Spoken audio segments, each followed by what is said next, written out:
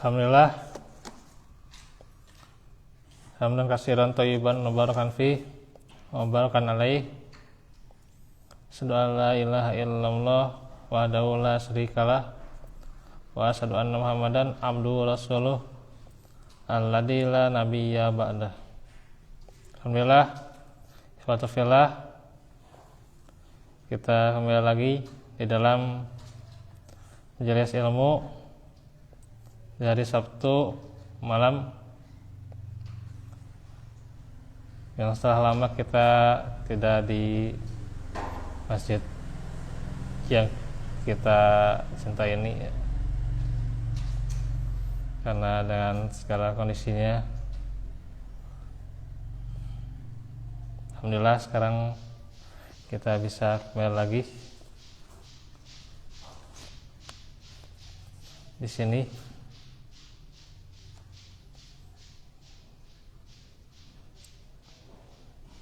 Dan hari ini kita akan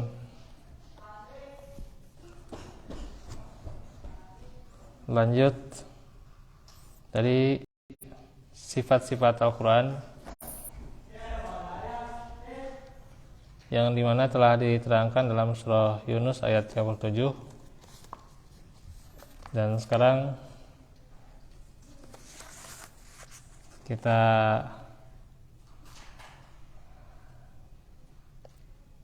akan baca surah An-Nisa ayat 166.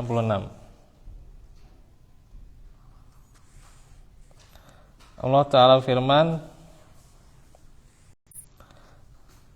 lakinnillahu yashhadu bima anzala ilaika anzalahu bi ilmi wal malaikatu yashhadun wa kafa billahi syahida. Tetapi Allah menjadi saksi atas Al-Quran yang diturunkannya kepadamu Muhammad. Dia menurunkannya dengan ilmunya, dan para malaikat pun menyaksikan, dan cukuplah Allah yang menjadi saksi.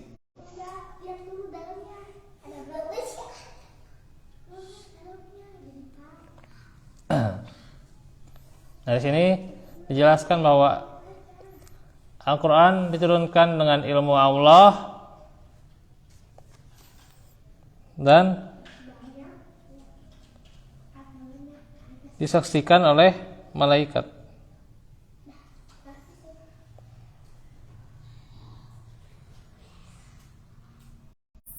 Dan Allah menjadi saksi atas Al-Quran itu ya. Maka ketika Al-Quran itu turun dengan ilmu Allah, tiadalah keraguan padanya, selain di dalam surah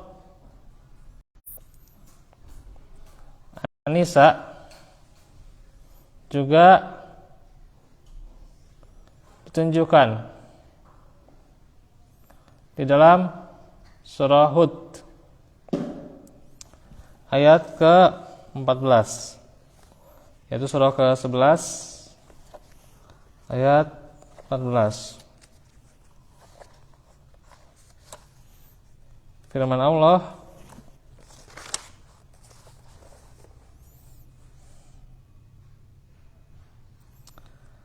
fa illam yastajibu lakum fa'lamu annama unzila bi ilmillahi wa alla ilaha illahu fahal antum muslimun.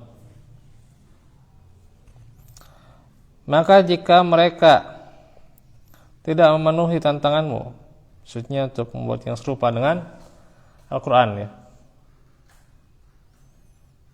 ketahuilah bahwa Al-Quran itu diturunkan dengan ilmu Allah, dan bahwa tidak ada ilah yang berhak disembah selain Dia. Maka maukah kamu berserah diri masuk Islam? Dan sini juga diterangkan bahwa Al-Quran itu diturunkan dengan ilmu Allah. Dan bahkan diterangkan tidak ada ilah yang berhak disembah selain Allah ya. Begitu agungnya Al-Quran menilaikan tauhid.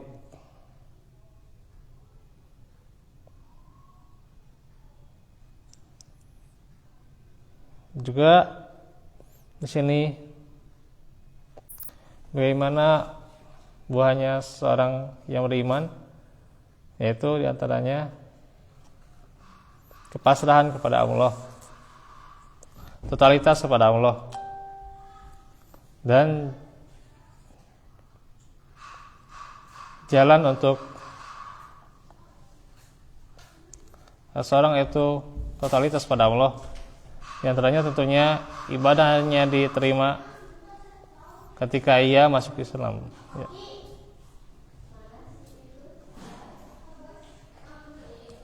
Ibadah apapun, kebaikan apapun tidak akan diterima kalau tidak Islam.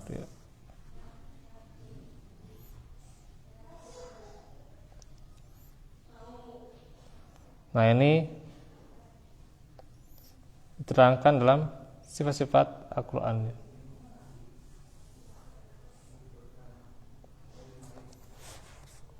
Selanjutnya adalah bagaimana telah diulang kembali bahwa Al-Quran itu tidak ada keraguan di dalamnya.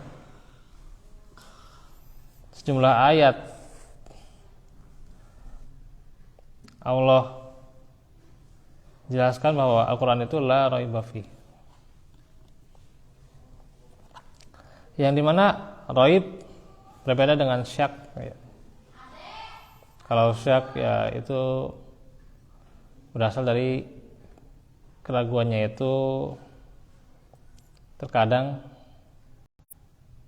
kelupaan ya, kelupaan, dan emang kadang masih bisa dimaklumi ya gitu. Yang namanya syak ya. Seperti ya seorang ragu wudu sudah dibasuh atau belum ya, atau syak itu ya misalnya sudah berapa rakaat ya, gitu.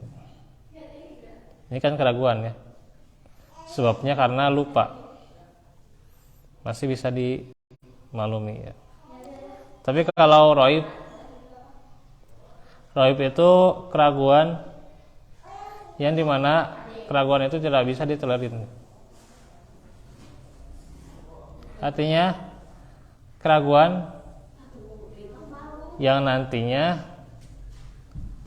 kalau Al-Quran la raiba fih, maka lawannya adalah yakin.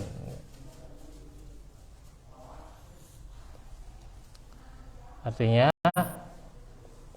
bagaimana seorang mukmin harus yakin akan kebenaran Al-Quran, bahwa Al-Quran itu hak ya, benar, diturunkan dari Allah, perkataan Allah, firman Allah ya.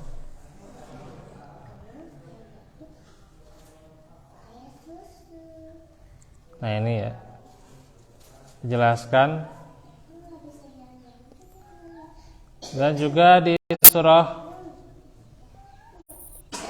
Al-A'raf ayat 52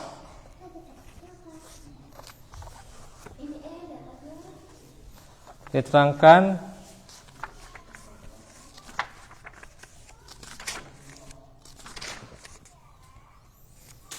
walaqad ji'nahum bikitabin fassalnahu ala ilmin huda wa rahmatan liqaumi yu'minun.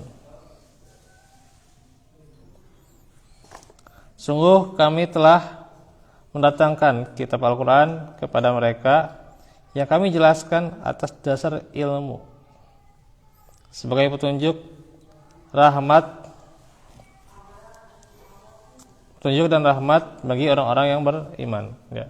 Jadi penjelasan dari hukum-hukum, baik itu adalah hukum syariat ya, atau lebih tinggi lagi akidah, dan buahnya itu diantaranya adalah akhlak, maka itu sudah dijelaskan dengan ilmu. Tidak terlepas apa yang dijelaskan itu dari hawa nafsu atau dari syahwat, tapi bagaimana dari ilmu.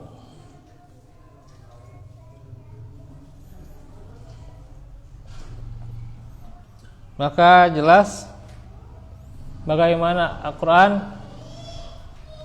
mengatur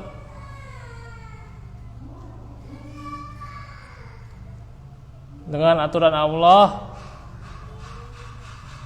dengan norma-norma yang Allah tentukan, takdirnya, aturannya yang begitu indah, sehingga tentunya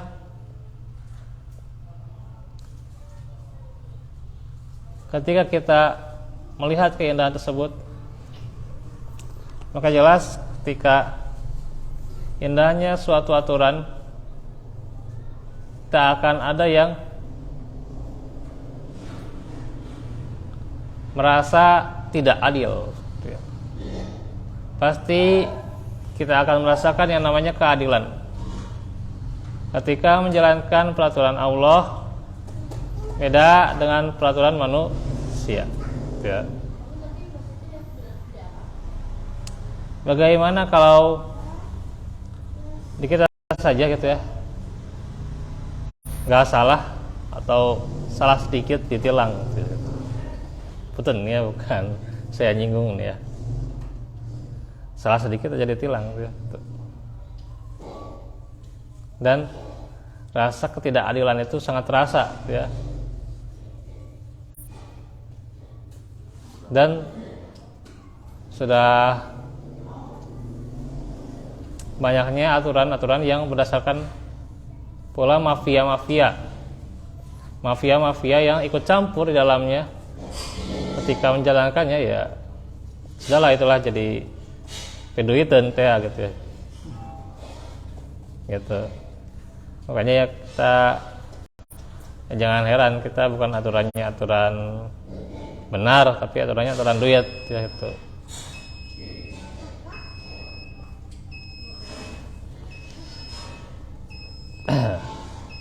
Kalau nggak sesuai dengan jumlah nominalnya ya udah itu.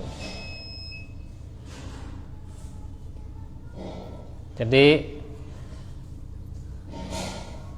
ketidakadilan akan dirasakan ketika tidak mengikuti aturan Allah.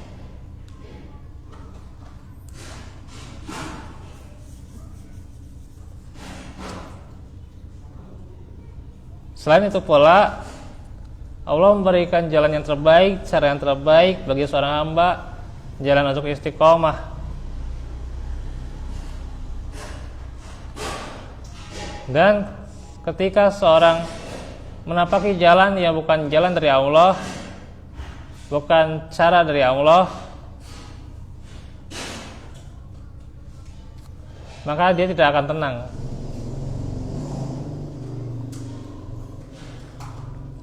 Banyak di kita yang merasa terbebani dengan tuntutan sana sini, tuntutan situ.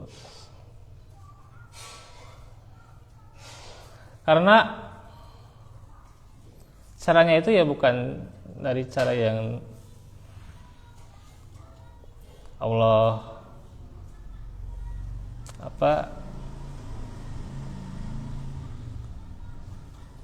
tentukan tuh ya gitu.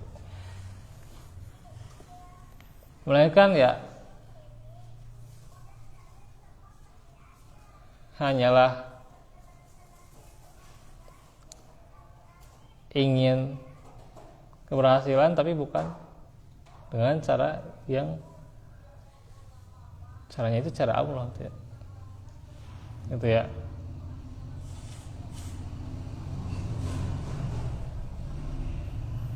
Ingin metode belajar yang tepat ya tidak dilalui cara yang tepat. Inginnya dia itu sekaligus dapat langsung atau instan lah gitu, instan dapat hasil gitu, gitu. Dengan ya walaupun basisnya Islami, tapi kalau kurikulumnya tidak sesuai dengan cara Allah ya tidak akan ya kalau kita mencari contohnya ya sebenarnya kadang di kita masih banyak PR yang harus dibenahi ya gitu. Jangan melihat ya kebanyakan dari orang lain ya gitu.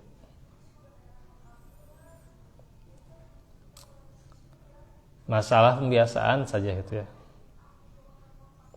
Ya perlu ketegasan dari pihak yang terkait ya. Ketika kita belajar apa yang dibiasakan sebelum kita belajar. Ya betul doa gitu ya. Tapi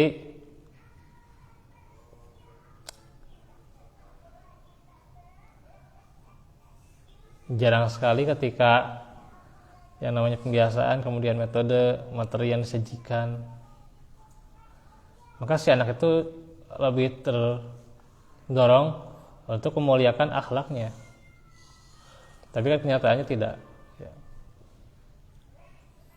Nah ini artinya memang apa yang dipelajari itu kurang efektif, malah tuntutannya harus dibikin program setiap minggu ya nggak masalah juga sebenarnya kan, cuman kan kalau guru dibebani dengan ini gitu kan, dengan itu ya sehingga si guru itu nggak produktif sebenarnya gitu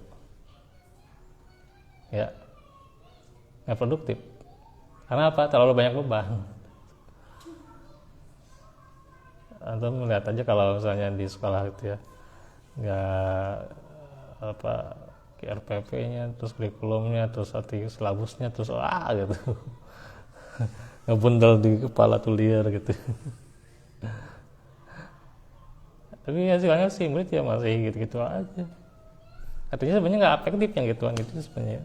Ya walaupun ya tidak ada salahnya juga, emang bagus gitu sesuatu yang direncanakan gitu. Tapi ya ketika tidak sesuai dengan Al-Quran ya cuman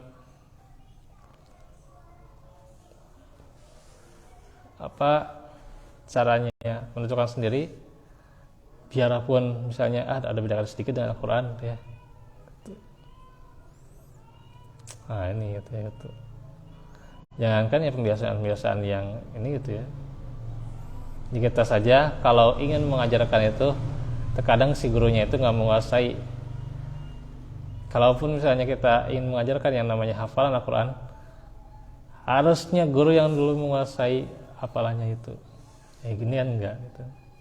Gimana kurikulum mau jalan kalau memang si gurunya nggak menguasai hafalan, nggak menguasai materi yang disampaikan, ya nggak nyambung nantinya gitu kan gitu.